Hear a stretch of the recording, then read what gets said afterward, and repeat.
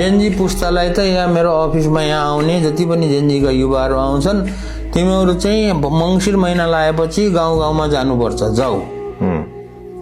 र अब जनतालाई सचेत बनाऊ र चाहिँ चुनावको प्रचार प्रसार गर।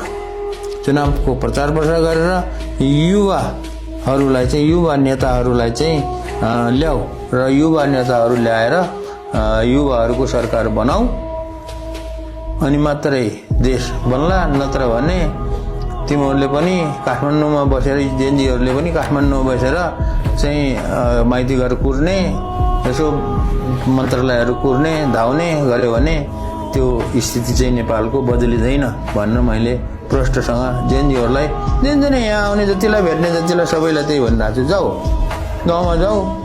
फागुन 21 गते हुने चुनावको लागि त्यसमा चाहिँ प्रचार प्रसार गर र युवाहरूलाई चाहिँ जागरुक गर।